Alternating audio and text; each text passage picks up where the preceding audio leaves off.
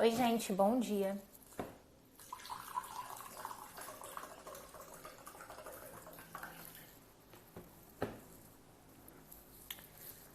Oi, procuradora.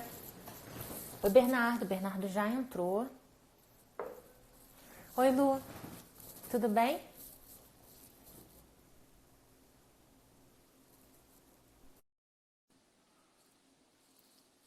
Oi, MB. Eu não sei o que significa MB.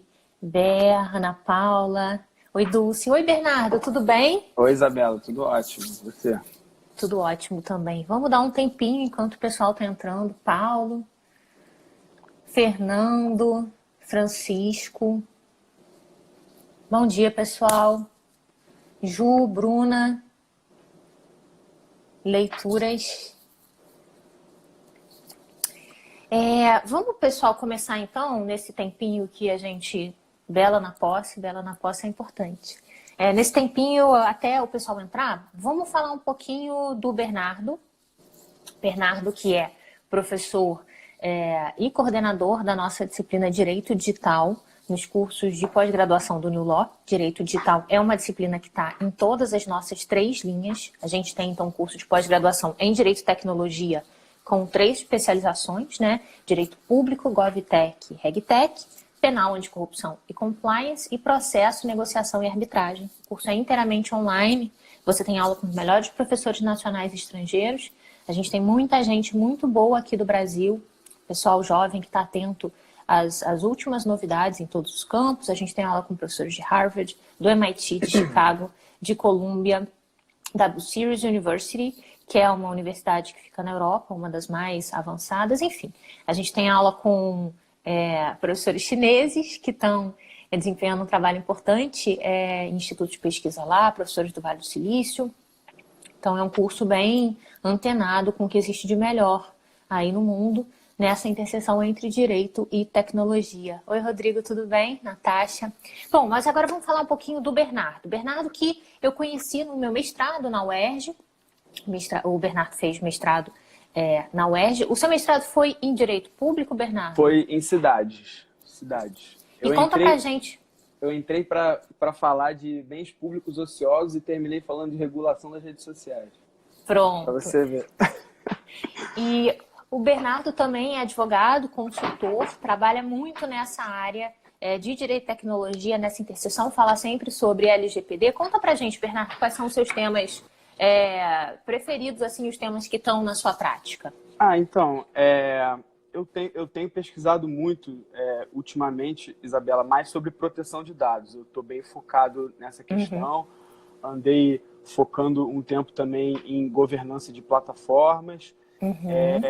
Ultimamente eu tenho pesquisado muito sobre projetos de adequação à Lei Geral de Proteção de Dados, tentar criar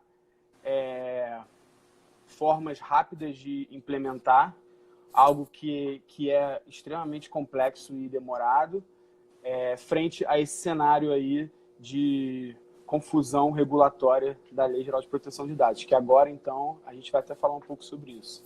Isso. Todos campos ótimos, né? Todos campos fantásticos, campos em expansão, campos que são realmente uma oportunidade para quem tá na advocacia, né? Para a pessoa se destacar, assim. O conhecimento faz com que uma pessoa se destaque muito facilmente nesses campos que são muito, muito novos, né? Então eu convidei o Bernardo, pessoal, para essa live, e o tema da nossa live é desinformação e vigilância em tempos de coronavírus. Queria que o Bernardo começasse falando um pouquinho sobre o nosso tema, qual que é a importância desse tema, qual a importância esse tema adquire nesse momento de coronavírus. E quando a gente falar sobre a importância, Bernardo, eu queria que você falasse um pouquinho assim, por que o tema é importante para todo mundo, mas também por que esse tema é importante para o advogado? O que na prática advocatícia pode acontecer a partir daí, né? Como que a pessoa pode trabalhar com essas ideias? Bom, Isa, primeiro é bom falar que são 2 temas que eles estão juntos, mas eles, num primeiro olhar, não estão talvez tão conectados. Mas são 2 temas que, quando você me chamou para fazer a live, eu pensei que tinha que ser os 2 juntos na hora, porque eu considero que a gente está passando por um momento de ativação da esfera pública. Eu acho que as pessoas elas estão passando por um momento não só mais conectado à internet, por estar em casa, de quarentena, mas eu acho que é um momento que elas vão parar para refletir como estão usando as tecnologias em suas vidas. Não estou aqui tentando romantizar a quarentena nem nada, mas eu acho que é uma reflexão que vai ser feita por todo mundo. E aí, quanto à desinformação, eu acho que essa reflexão é extremamente necessária, por exemplo, para o advogado que está sempre se atualizando. Eu gosto de dizer que hoje o mundo muda tão rápido que você não é um tributarista, você é um advogado de tendências especializado em tributário, porque você está sempre ali se atualizando. Então, eu acho que para o advogado ter essa ideia de que tipo de informação, quais são os canais em que eu posso confiar e quais são os cuidados que eu tenho que ter ao me atualizar sobre temas de direito. E quanto à vigilância, eu acho que é um tema do momento, porque o coronavírus vai trazer discussões sobre privacidade e proteção de dados, e nós temos visto muitos estados se utilizando de tecnologias de vigilância e monitoramento para tentar conter o coronavírus. Aí nós vamos ter que debater quais tipos de tecnologias são usadas e para quais finalidades. Eu até tinha visto ontem, Bernardo, uma notícia de que um desses países, não sei se Taiwan, um desses países, né, que ficam lá no Oriente, eles estavam monitorando o respeito à quarentena pelo telefone das pessoas. Então, eles estavam pegando a localização dos telefones. Mas, enfim, a gente vai chegar lá. Vamos começar pelos tópicos que você propôs aqui. O nosso início é um pouco conceitual. A gente começa diferenciando, né, desinformação, fake news e jornalismo enviesado. Então, fala pra gente, qual que é a diferença entre a desinformação e a fake news e como que a gente diferencia isso do jornalismo enviesado? Então, Isa, eu ia começar por isso, mas agora nessa uma hora que nós falamos rapidinho e voltamos, eu decidi falar um pouquinho antes sobre uma outra coisa, que é algo que nós batemos muito na tecla nas aulas do New Law, que assim, as diferenças entre a esfera pública atual e a esfera pública do século XX. Pronto. A gente pode até discutir se nós temos uma esfera pública digital hoje ou se a esfera pública ela está conectada. Eu gosto de dizer que a esfera pública foi ampliada pelas novas tecnologias da comunicação. Antigamente, se nós tínhamos o rádio e a televisão como os principais canais de propagação de informações, hoje em dia nós temos qualquer pessoa podendo ser um formador de opinião.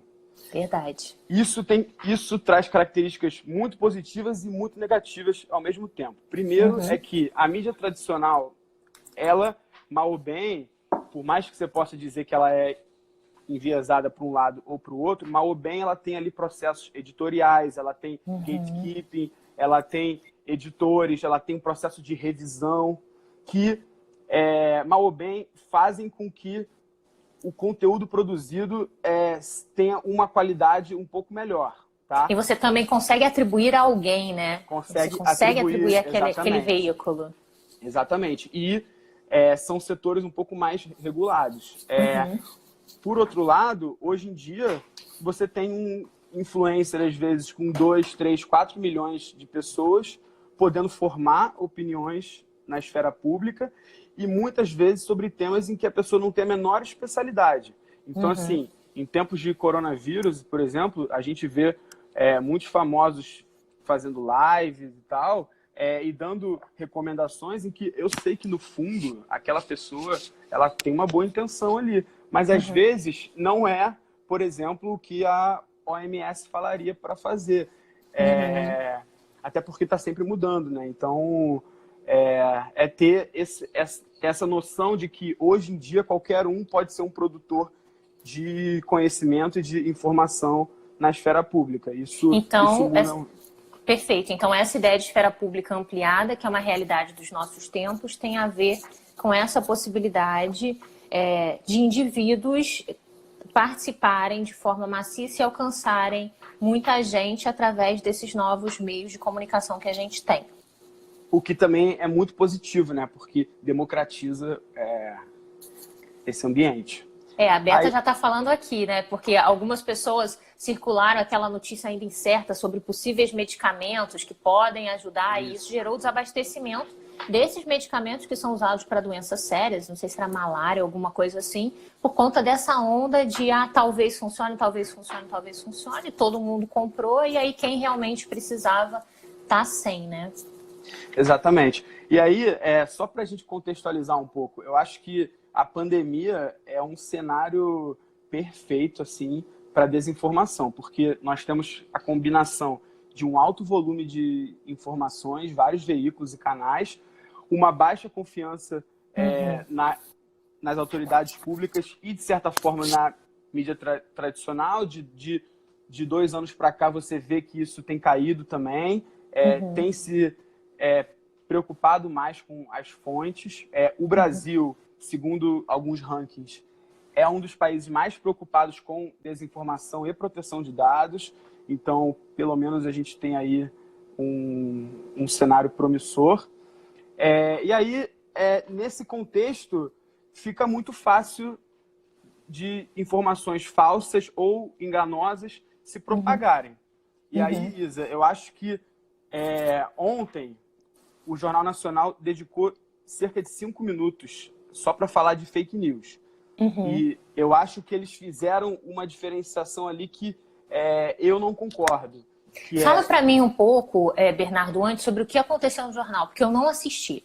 Tá, eu sei, você estava numa live. Foram 2 casos de áudios que foram virais no WhatsApp de pessoas fazendo relatos em hospitais como se estivesse numa situação totalmente catastrófica. E não estava, foram áudios superdimensionados.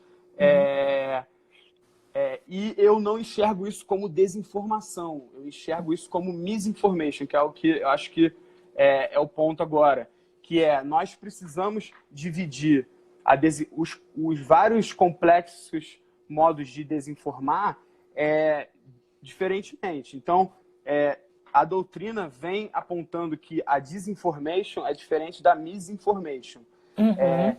O primeiro seria quando tem... quando a criação de informações falsas é deliberada, ela nasce intencionalmente falsa, e do outro lado nós temos a veiculação inadvertida de informações falsas. Às vezes, quando você sequer sabe que algo é falso, você compartilha. Tá, então deixa eu só voltar para o pessoal para ficar bem claro. Então, disinformation, você tem uma informação errada de maneira deliberada. E aí, quem é professor de cursinho já vê logo a conexão, pessoal, para vocês lembrarem, disinformation deliberada, D&D, tá? Então, quando a gente está falando em disinformation, o problema de informação falsa é deliberada, é intencional. E a misinformation, não. Na misinformation, a gente tem uma veiculação inadvertida. Então, a gente teve um problema ali, mas não tem essa intenção de informar mal, né? Exatamente. E aí, por isso que eu acho que o termo fake news, ele tem que ficar reservado às hipóteses em que nós temos uma apresentação deliberada de declarações falsas, que são consideradas enganosas pelo seu design. E aí aqui o trecho design refere-se às características sistêmicas das fontes e canais pelos quais essa informação se propaga. E também pelo fato de que elas são feitas para manipular os processos cognitivos do consumidor de informação, mexer com os nossos vieses cognitivos. Cognitivos, exatamente. Deixa eu só voltar então. Então, disinformation é uma informação errônea feita de forma deliberada. Você entende que as fake news deveriam ser usadas só para esses casos em que tem essa vontade de informar mal no nascimento da informação. Então, a pessoa constrói...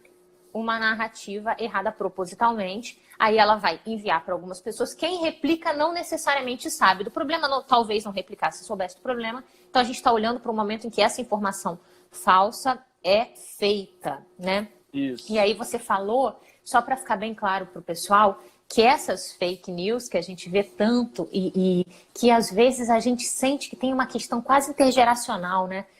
A gente vê com os nossos pais, com os nossos tios, que eles têm uma abertura maior a fake news até que a nossa geração, que já percebeu que isso acontece. Você falou que as fake news elas vão mexer com os nossos vieses cognitivos. Pessoal que não sabe o que é viés cognitivo é o erro de julgamento, é o erro de julgamento humano, né? Existem vários tipos de vieses cognitivos. Quem quiser saber um pouco mais sobre isso, pode até ler um livro muito bacana que tem, que é o Sistema 1, Sistema 2. É Rápido e Devagar, na verdade. Rápido e Devagar é o nome do livro. E ele fala sobre esse sistema rápido de resposta que a gente tem, que trabalha com atalhos que às vezes não estão corretos, né? Exatamente. E eu acho que faltou um aqui também, Isabela, que é quando o termo fake news é utilizado como tática político-argumentativa para se desviar de jornalismo de qualidade ou investigativo, que é quando, por exemplo, um político é flagrado fazendo alguma coisa e ele vem a público e fala, não, isso aqui é fake news. E aí ele confunde a esfera pública e passa a disputar os argumentos e as ideias sobre esse mesmo fato. Passa a disputar a verdade, né? O que é verdade, o que não é. E Você começa a colocar dúvidas sobre coisas que eram aceitas, né? Essa classificação, ela parece mais fazer mais sentido quando a gente está debatendo as formas de combater as fake news. Por quê? Porque a desinformação, como sistema, ela parece exigir ações interdisciplinares. Enquanto a misinformation, e aí teve alguém que perguntou aqui, se escreve mis, M-I-S, information. Ela tende a esbarrar na liberdade de expressão com mais frequência, porque na misinformation, normalmente a gente está ali naquela zona cinzenta, em que a história foi mal enquadrada, utilizou-se de expressões chamativas que descontextualizam. E aí é muito importante a gente tentar dar uma contextualizada na desinformação, porque eu, hoje em dia, acho que ela deve ser mais estudada como um novo modelo de propaganda. Tá? Elas podem ser patrocinadas tanto por governos quanto por empresas. Elas geralmente vêm com a forma de vídeo, tweet, postagem no YouTube, Facebook, anúncios, e muito por WhatsApp também. No Brasil, a gente tem essa característica que o WhatsApp aqui é um dos maiores mercados do Facebook, e a gente vê, né, o dia inteiro mensagens sendo enviadas. Mas voltando para essa parte de modelo de propaganda, eu gosto de conceituar, Isabela, e até vou aqui ler para não ficar errado, como modelo contemporâneo de propaganda e de interferência na opinião pública, nacional e internacional, com características de guerra cibernética e o potencial de ser altamente eficaz, porque se utiliza da maneira como o cérebro humano recebe, interpreta, armazena e compartilha informações. Repete para a gente mais uma vez, Bernardo, porque é muita informação. Desinformação pode ser conceituada como modelo contemporâneo de propaganda e de interferência na opinião pública, com características de guerra cibernética e o potencial de ser altamente eficaz porque se utiliza da maneira como o cérebro humano recebe, interpreta, armazena e compartilha informações. E é muito comum, né, que as fake news apelem para o nosso medo, né, para aquele estranhamento do outro, para uma estratégia de separação, de ver o outro como inimigo, de desqualificação do argumento pela pessoa que disse. E até para os nossos preconceitos mais enraizados, assim, os piores que a gente traz, né, enquanto humanidade, parece que eles apelam para isso. Exatamente. Em tempos de coronavírus, nós estamos vendo aí o discurso de ódio contra chineses. Não vou entrar aqui em seara política, mas é uma consequência.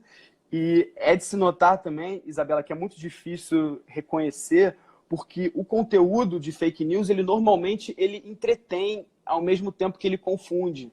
Então, são vídeos que são engraçadinhos, são sátiras, são brincadeiras, são palhaçadas de políticos. Então, fica uma mistura de ambiente de informação com entretenimento. Então, nós confundimos ainda mais os debates públicos sobre isso. E aí, Isabela, eu acho que trazendo um pouco mais para o cenário moderno, porque no Brasil já se nota fake news há muito tempo, mas mais forte desde 2013 para cá. Acho que julho de 2013, aquelas grandes passeatas, foi o momento assim que foi o start das fake news. Acho que a gente tem um ápice ali em 2015, 2016, depois eleições presidenciais, e a gente nota que as fake news, elas são um problema para a democracia. Por quê? Porque elas não só tornam os grupos mais polarizados por causa dos filtros bolhas, por causa Fala pra gente o que é filtro bolha e esse efeito que eles falam, né, do efeito bolha. Qual que é o nome disso mesmo? Então, filtro bolha, filter bubbles, é um conceito utilizado por jornalistas e professores de direito também. Eduardo Magrani tem um livro sobre isso, Democracia Conectada, não sobre isso, mas que ele comenta muito sobre isso, em que, na verdade, como nós recebemos hoje informações muito pelas redes sociais, nós ficamos à mercê da filtragem feita por essa rede social. Então, se lá em 2013, por exemplo, eu comecei a bloquear todas as pessoas no Facebook que eu não concordava com as postagens, isso foi restringindo ainda mais o meu filtro, a minha bolha. E aí eu começo a receber informações que a rede social julga que eu vou gostar, e aí eu passo a viver num mundo cor-de-rosa. Ou no mundo de extremos, né? Você vai caminhando para solidificar e potencializar aquelas características que você demonstrou no início. E você vai se afastando de todo o resto, né? Exatamente. E aí ainda vai entrar outras coisas do próprio ser humano, que a gente não gosta de ser mal visto pelos nossos pares. Então, por exemplo, se eu estou num grupo de trabalho e entra uma discussão mais pesada, mais sobre política em que você tem que se posicionar, e aí 3 ou 4 pessoas já se posicionaram para um lado, você não vai comprar essa briga. Você não vai entrar no grupo lá, falar, sabe? Então, acaba que a polarização ela é um resultado também das próprias características do ser humano, que são amplificadas hoje pelas redes sociais em alguns casos. E aí, só para a gente, acho que passar um pouco essa parte de contextualização das fake news, hoje em dia nós temos visto que elas têm mudado, Isabela. Tem menos conteúdo fabricado e tem mais descontextualização. Então, assim, por exemplo... Então, elas até deram uma sofisticada. Então, ficou até mais difícil da gente entender e da gente perceber que a gente está diante de fake news. Isso, estão mais sofisticadas. A gente teve 2 indicações aqui, pessoal, sobre filtros bolha. A Priscila indicou o livro. Eu não conheço esse livro. Como fala o nome do autor, você sabe? Eli Parisi, eu não sei também. É francês, sobre filtros bolha. Isso. Priscila é fantástica, então certamente é um livro maravilhoso. Né? Ótimo, foi ele que cria o conceito. E a Beta indicou The Great Hack do Netflix, um documentário que também explica bastante sobre os filter bubbles. O caso Cambridge Analytica. E aí, Isa, o que se tem notado? Ontem mesmo, o Twitter bloqueou, retirou do ar 2 postagens, uma do Flávio Bolsonaro e a outra do Salles, que eles descontextualizavam a fala do Drauzio Varela. Uma fala que ele fez... gente, Só para explicar para o pessoal, eu vi esse vídeo. O Drauzio Varela fez um vídeo, acho que foi dia 30 de janeiro, quando a situação era totalmente diferente da situação que a gente está vivendo hoje. Falando que ele não se preocupava com o coronavírus, que ele ia sair na rua mesmo assim. Porque em 30 de janeiro, essa era a situação que a gente vivia. Aliás, semana passada, na terça-feira, não lembro se semana passada a gente já estava no final desse mês, né? Estava já nesse mês. Mas semana passando... E eu já perdi a conta. Mas assim, terça-feira da semana passada eu estava na academia fazendo ginástica. Então é totalmente razoável que o Drauzio Varela tenha adotado esse discurso no dia 30 de janeiro. Só que tudo mudou de lá para cá. E aí agora que a gente está no meio dessa loucura, que todo mundo sabe que é para ficar em casa, que todo mundo viu o perigo que é o corona, esse vídeo voltou a circular como se o Drauzio estivesse pregando isso agora. E é mentira, é uma tentativa clara de desqualificá-lo, né?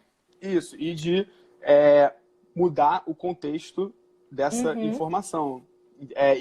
Isso tem sido notado muito na Europa, especialmente na França. Uma outra coisa que tem sido notada é a reciclagem de conteúdo. Então, utilização também coordenada de links. Pegam fotos que já foram usadas, ou então vídeos usados em outro contexto, e simplesmente colocam num novo contexto que não faz o menor sentido. Eles ficam reciclando e indicando nos próprios links outras fontes que são dos mesmos donos ou de parceiros dessa indústria da desinformação. Então, desculpa, só para a gente voltar. Então, o Twitter determinou que fossem derrubados esses tweets, né? Já nessa tentativa de controlar ou de autorregular de alguma forma a questão da informação. E quem faz isso sempre se defende falando em liberdade de manifestação, né? Uma coisa muito louca. Exatamente. E eu acho até bom comentar que não posso provar, mas eu acho que o Twitter tem agido de forma mais ativa do que o Facebook na retirada de conteúdo do ar. A gente vai comentar um pouquinho sobre isso lá na frente, mas o que eu tenho visto, eles tiram mais do ar do que o Facebook. O Facebook espera as decisões judiciais um pouco mais. E aí, uma terceira característica, Isa, é o uso de conteúdo satírico. A gente tem... São duas características, acho que dá para tratar conjunto. Uso satírico e memes e textos e imagens. Que, características na verdade, do quê? Da nova desinformação. Perfeito. De conteúdo satírico para mais confundir o debate público e direcionar para outros lados do que debater em si. Entendi. E nós temos notado também que muitos influenciadores políticos, eles, ao serem constantemente bloqueados das grandes redes sociais, eles têm partido para plataformas alternativas, tentando levar com eles os seus seguidores. Então, essas são algumas das características novas.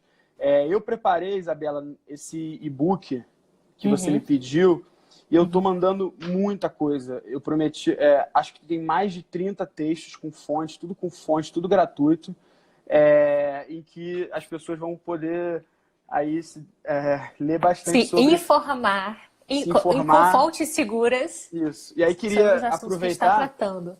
Não sei se a gente pode fazer isso aqui, mas eu queria aproveitar e indicar algumas leituras. Com certeza. O espaço é para isso. Sobre fake news. Eu adoro esse livro aqui. Ô, Bernardo, eu vou só te pedir para ler o livro e ler o autor, porque quem está acompanhando Fica a gente... ao contrário, né? Quem está acompanhando a gente vai saber, essas nossas lives vão virar podcast. E como o Bernardo já falou, muitos dos professores que estão participando das nossas lives estão preparando e-books especiais para vocês conseguirem se aprofundar nos assuntos. Então, para quem estiver ouvindo a gente no Spotify, lê, por favor, o nome do livro e o autor. Fake News e Regulação, da Revista dos Tribunais, coordenado por Jorge Abu, Nelson Neri Júnior e Ricardo Campos. Dentro desse livro tem, no capítulo 10, esse livro eu recomendo inteiro para quem quer ler sobre fake news. Mas tem aqui, Fake News e Eleições. Identificando e combatendo a desordem informacional. Escrito pelo CAF, nosso professor, Carlos Afonso Souza, e pela Chiara. De ter fé, que é professora do New Law. Exatamente. Professora do New Law, super competente, brilhante. A Beta está falando, queremos os e-books. Pode ficar tranquila, Beta, que todo mundo vai ter acesso. Esses e-books vão ser gratuitos e abertos para qualquer um, tá bom? Exato. Eu queria também recomendar o livro novo da Clara Iglesias Keller, chamado Regulação Nacional de Serviços na Internet, Exceção, Legitimidade e Papel do Estado. Eu acho que esse livro praticamente mudou a forma com que nós vamos estudar a internet. É muito recente, a Clara é brilhante, escreve demais.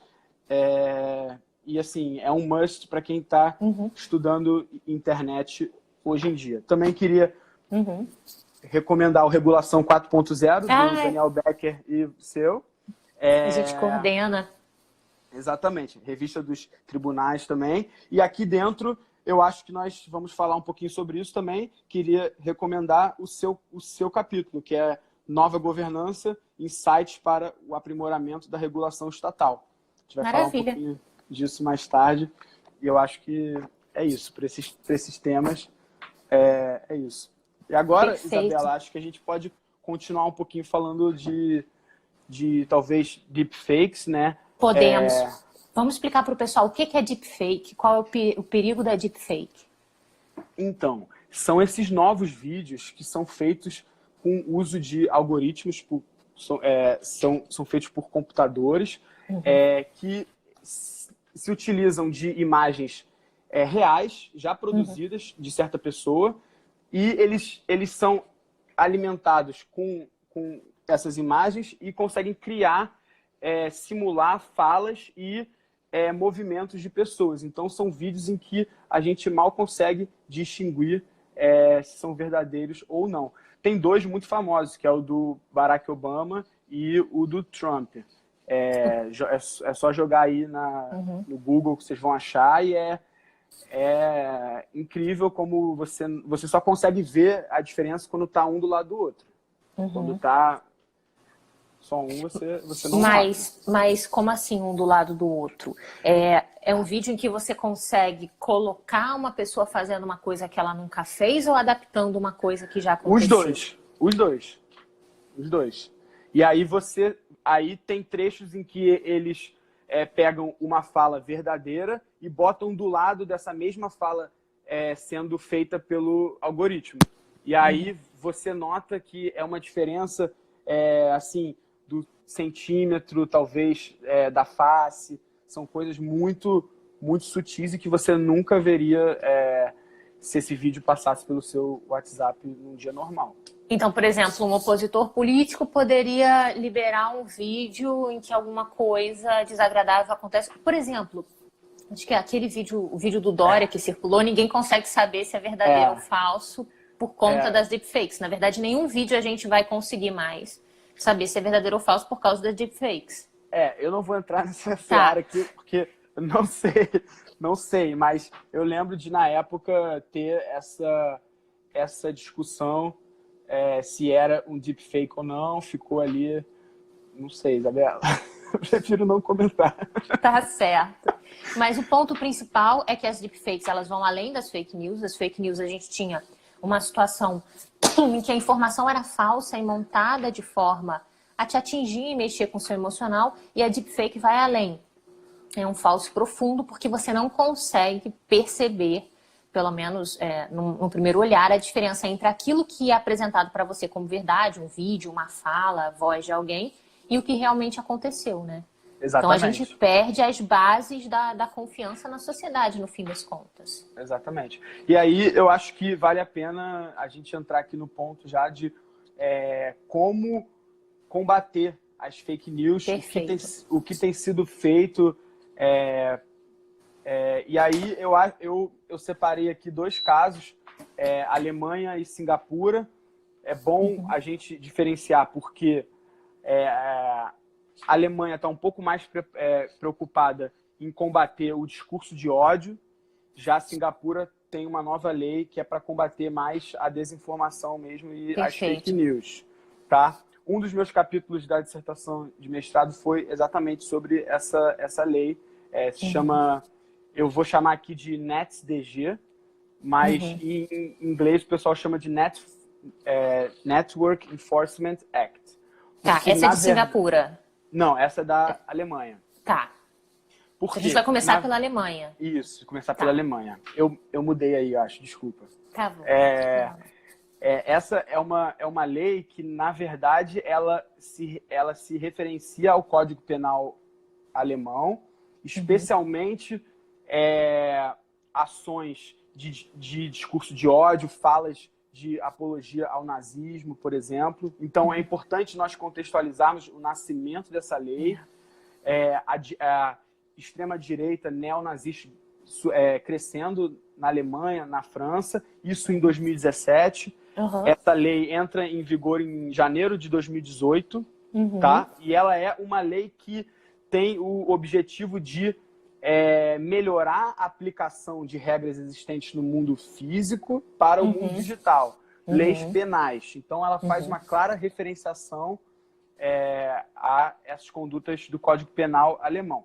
Referente ao discurso de ódio, né? Discurso de ódio. Perfeito. Segunda coisa que é muito importante dessa lei, tá? Ela se aplica às megaplataformas.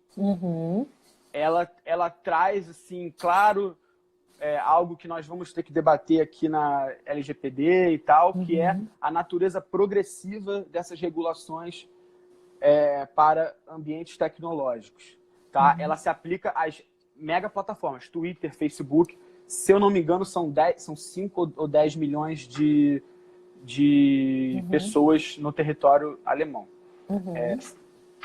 A terceira coisa é que essa lei ela tem um objetivo claro de regulamentar os processos internos das empresas no que tange ao tratamento de reclamações sobre ilícitos. Então, na verdade, essa lei está muito preocupada em obrigar as redes sociais a adotarem regimes de conformidade, compliance, mínimos para tratar essas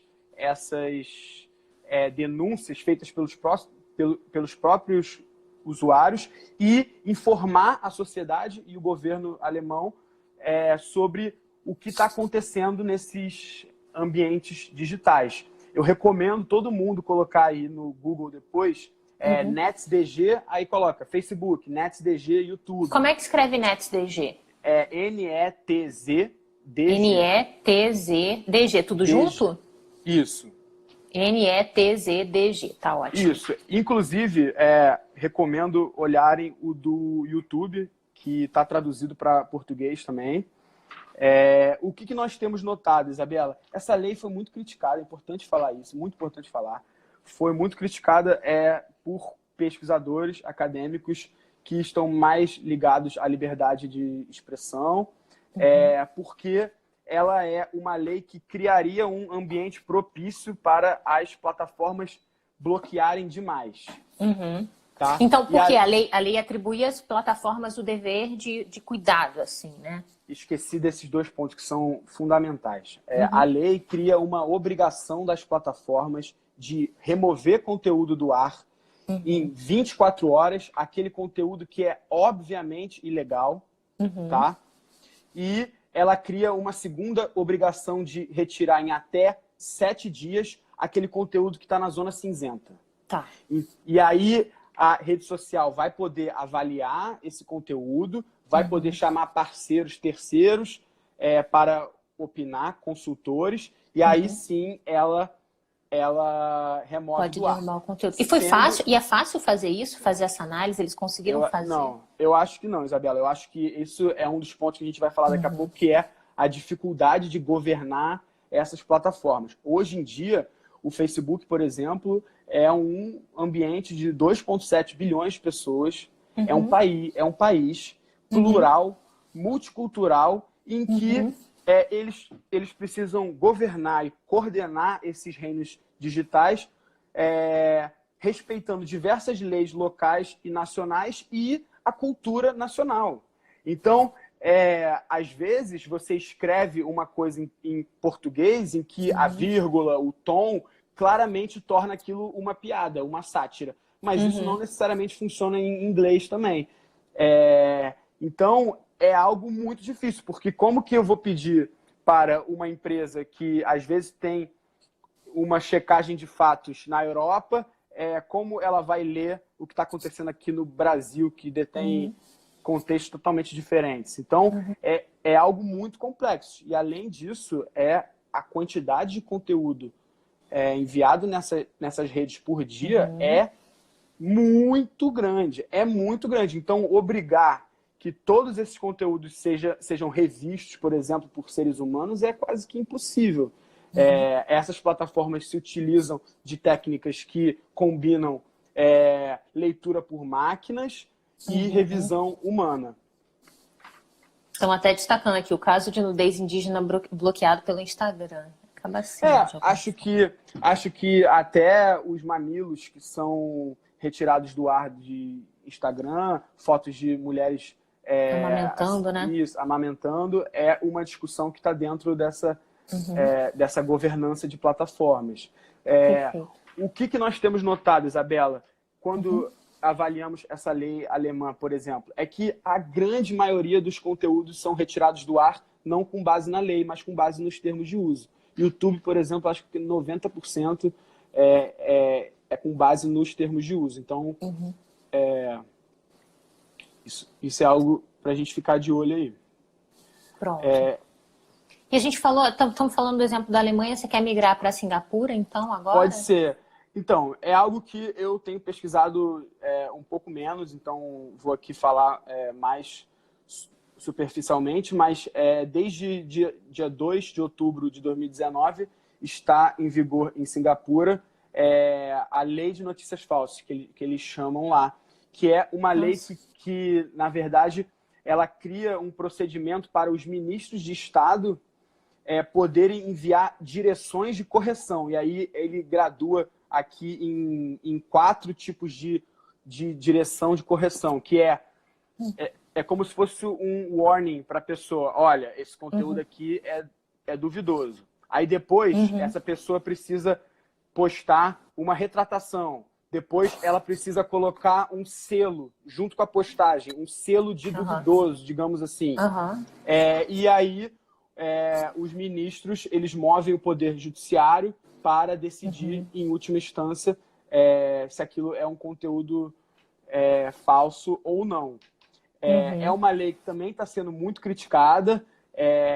O Facebook criticou bastante, pesquisadores criticaram que ela pode ser copiada por outros países mais autoritários. Mas, recentemente, janeiro desse ano, nós tivemos 2 decisões do Tribunal Superior de Singapura nesses casos. E é muito interessante como o tribunal divergiu totalmente nesses casos na questão do ônus da prova. Ou seja, quem devia provar o que era verdade. Em um dos Isso casos, é fundamental para decidir, né? Fundamental. Em um dos casos, o tribunal entendeu que o ministro tinha todo o aparato de Estado para refutar as informações colocadas. E no outro caso, eles fizeram uma análise um pouco mais profunda do direito à liberdade de expressão na Constituição de Singapura para dizer que, na verdade, é um direito de liberdade de expressão e não de desinformação. Que se a pessoa queria falar algo tão extremo quanto aquilo, ela tinha que trazer conteúdo para provar.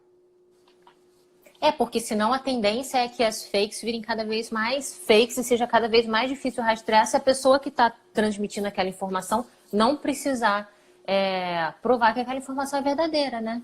Exatamente. E aí, Isabela, eu acho que agora a gente já falamos bastante, né, de fake news, de desinformação. Eu continuo ainda a pesquisar esse tema. Já conversei com você bastante sobre isso. A minha opinião aqui como pesquisador, tá? Não como advogado. Eu acho que no Brasil a gente vai precisar falar um pouco mais dos regimes de transparência. Eu acho que as redes sociais elas são caixas pretas, nós não sabemos o que está acontecendo lá, nós não sabemos quem está produzindo essas desinformações, ainda mais nesse contexto eleitoral e de manipulação da opinião pública por estados nacionais. A gente sabe que a Rússia é um país que tem verdadeiras fazendas de desinformação.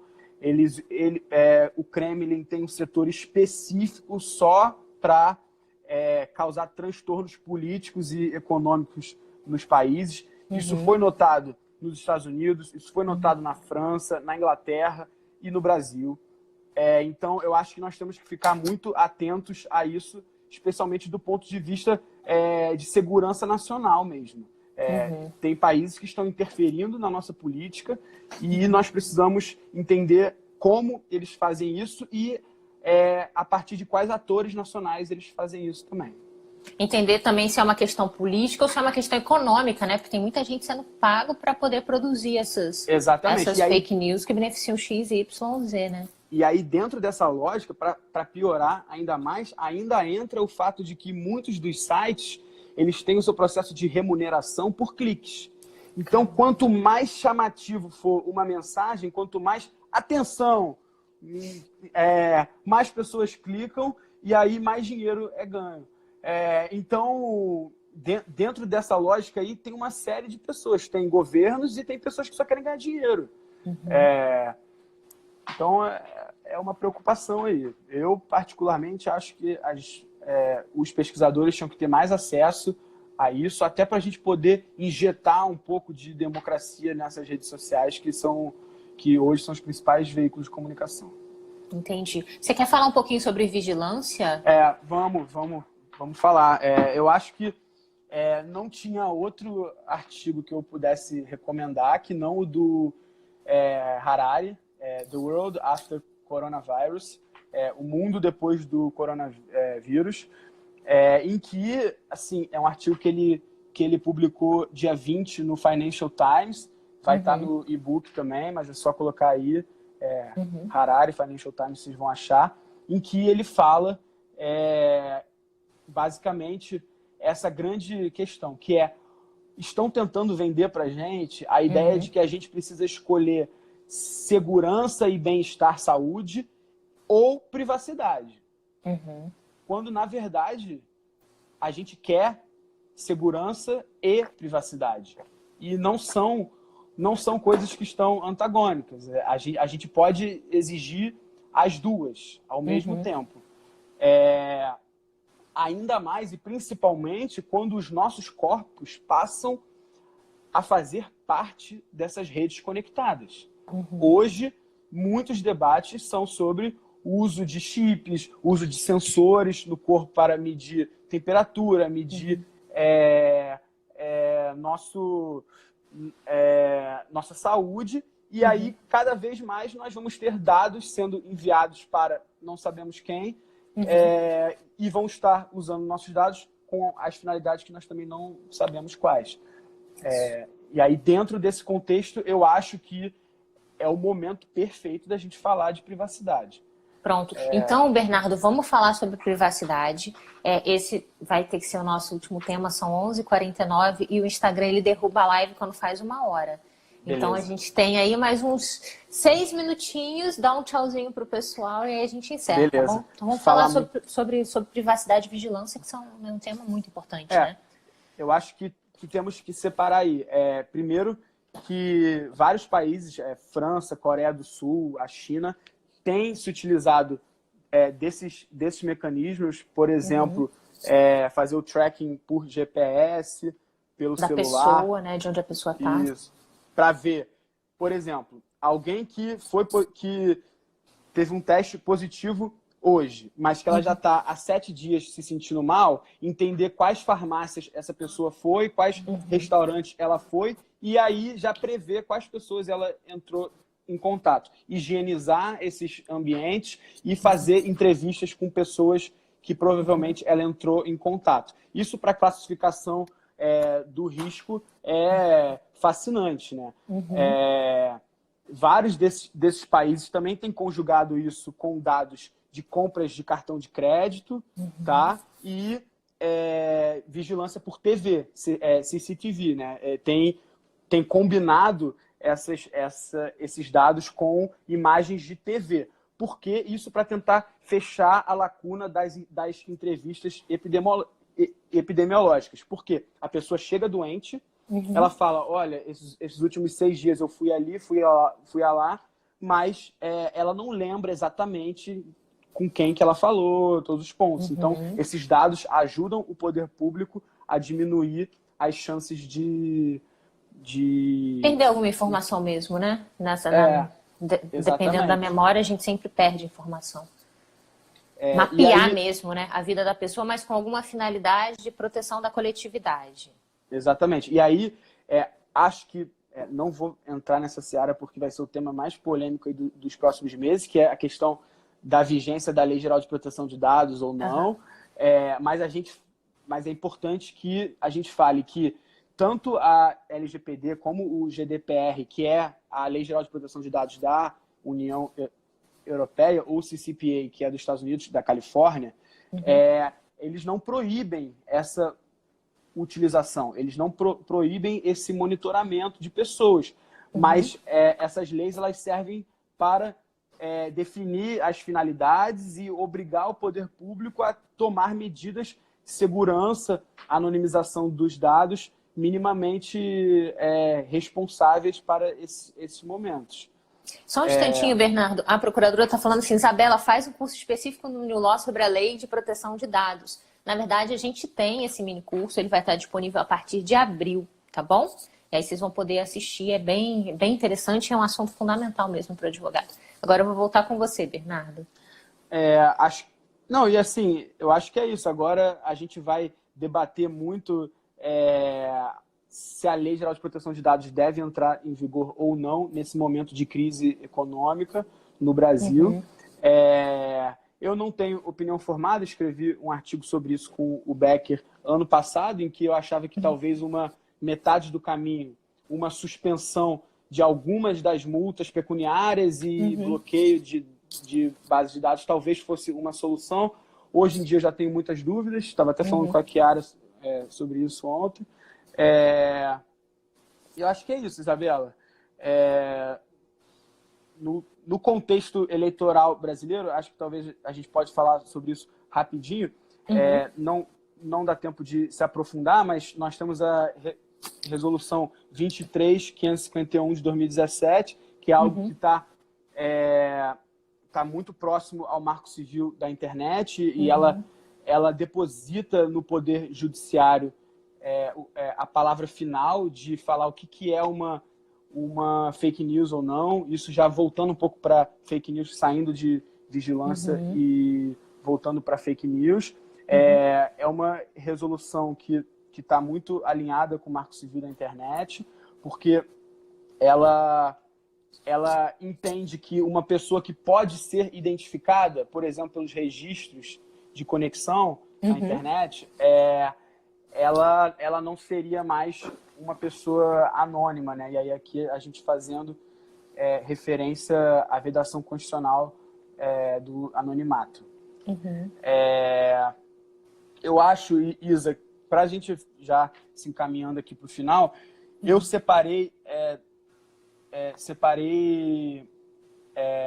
uns guias de boas práticas na internet, que vai no nosso e-book. Que bom! Isso. E aí eu queria ler talvez uma lista aqui de coisas que nós temos que fazer antes de compartilhar uma mensagem. Perfeito. E características notórias em mensagens que são fake news ou que são boatos, tá? Ótimo. A primeira delas é que, normalmente, um boato, ele afirma não ser um boato. Ele começa falando, isso não é fake news.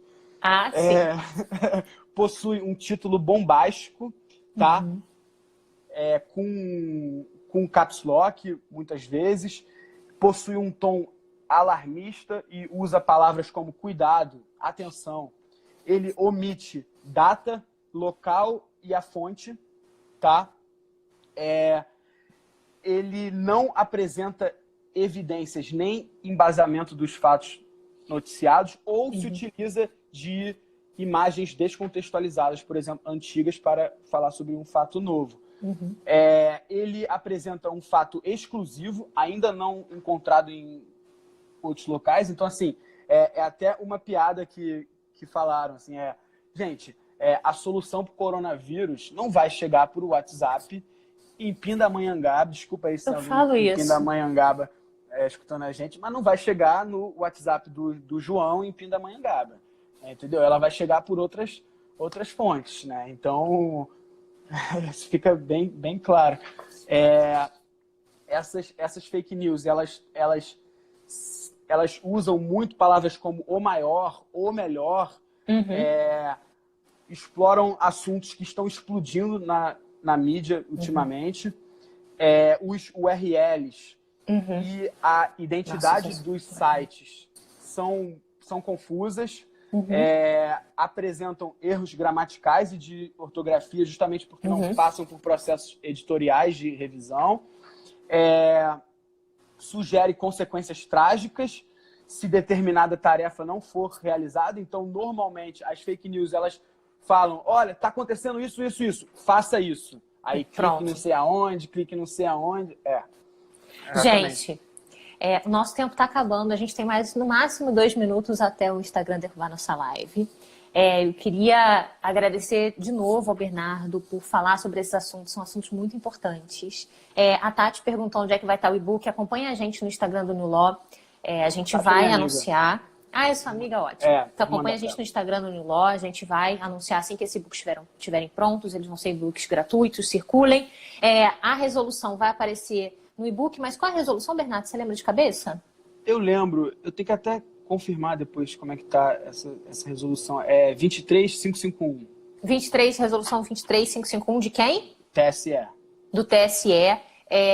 Baixem a resolução também, mandem no grupo da família, convençam a família de que a resolução não é fake news.